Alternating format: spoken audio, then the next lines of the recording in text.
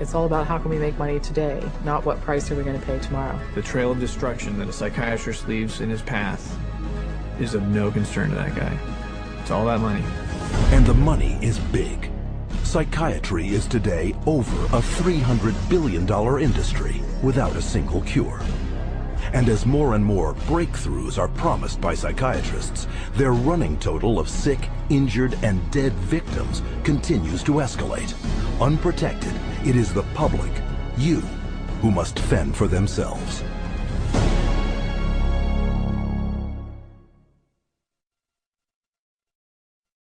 My wife and I are blessed. We have 7 children, and we love them all. They're all our favorites. Each child we have is our favorites. And Beth was extremely special. She was kind, generous. She had like a really sweet and caring personality. She had this beautiful smile, like an inviting.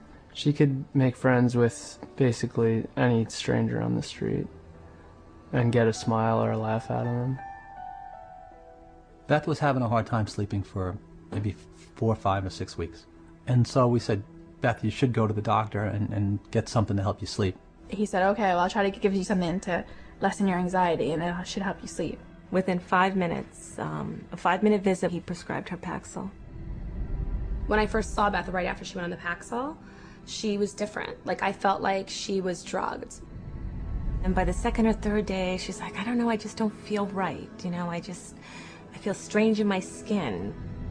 But after about 3 or 4 days, I remember that Beth was, at times, very different, like sullen, keeping to herself. My mom and her were having dinner, and she said she didn't have any real emotion. Like, she kind of felt emotionally numb. She was like a different person.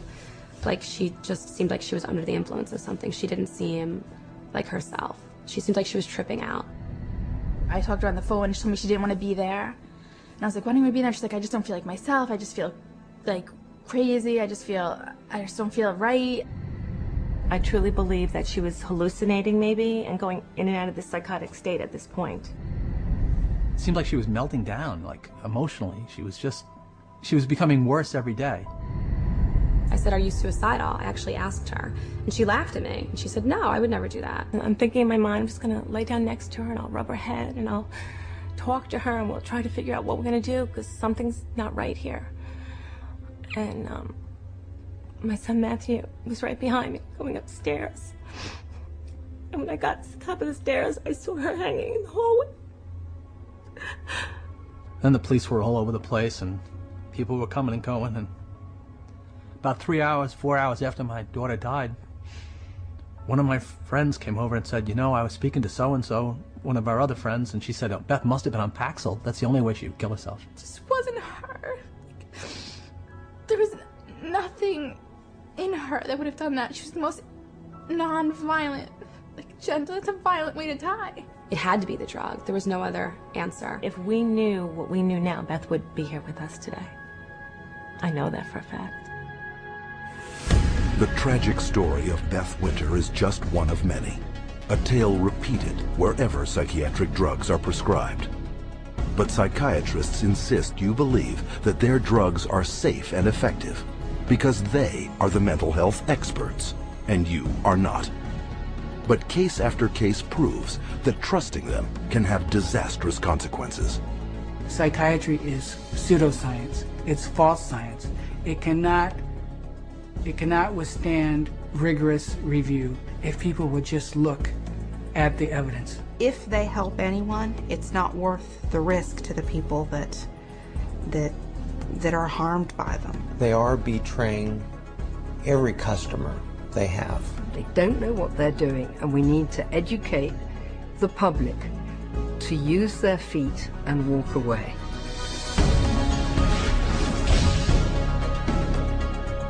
And how can the public become more educated? By exercising a central medical right, little known to the patient, but very familiar to psychiatrists. We want to be able to present the patient with alternatives And one of the central ideas in ethics is informed consent. The components of informed consent are letting the person know, first of all, what the diagnosis is and what it's based on, so that they can say, this is why we need to treat you. And secondly, what the treatment is. Every patient in the healthcare system has a right to informed consent. That is, they have a right to be told the risks and benefits of the treatment, the risks and benefits of alternative treatments, and the risks and benefits of no treatment at all. Patients should be totally informed, fully informed about every medication that the psychiatrist offers to them to take or says they should take. And studies confirm that very little full and accurate information about psychiatric drugs is getting through to the public.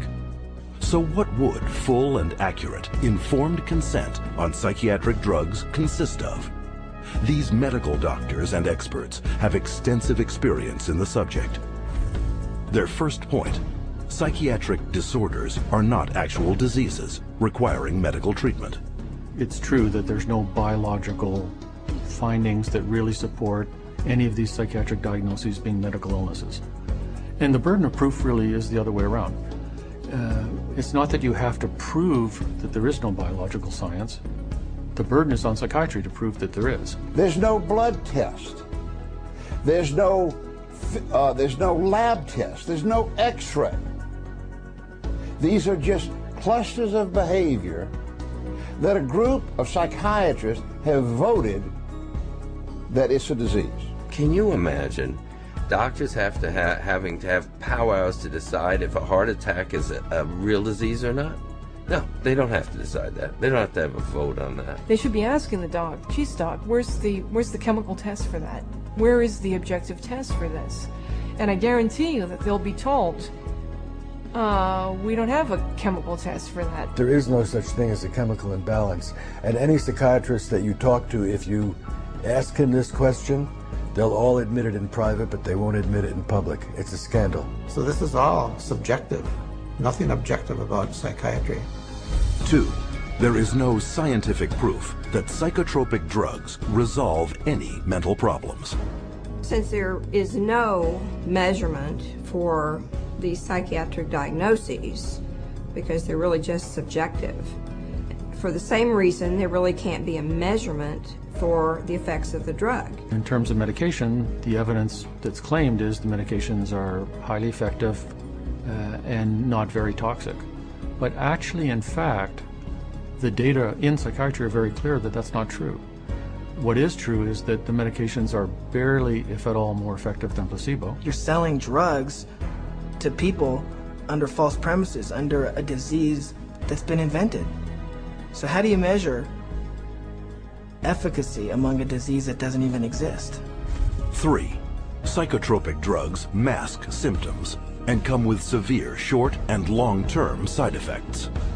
Whatever problem you're being treated for, whether it's depression, real or otherwise, or cardiovascular disease, medicating away the symptoms is not solving the problem. The patent medication gives the appearance of having helped because in the short term, it usually doesn't show the bad effects that are going to happen in the long term.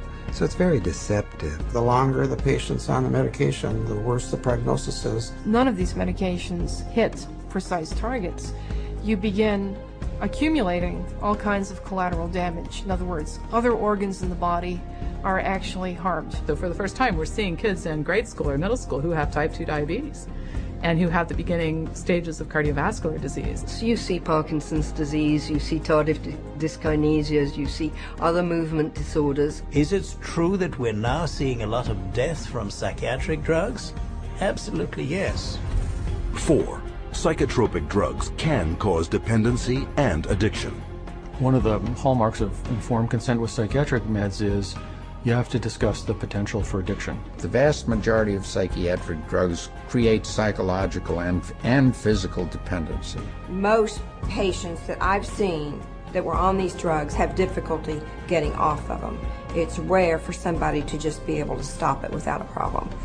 5. Most mental problems are caused by an underlying physical illness. Many physical conditions can cause mental problems, or what pose as psychiatric symptoms.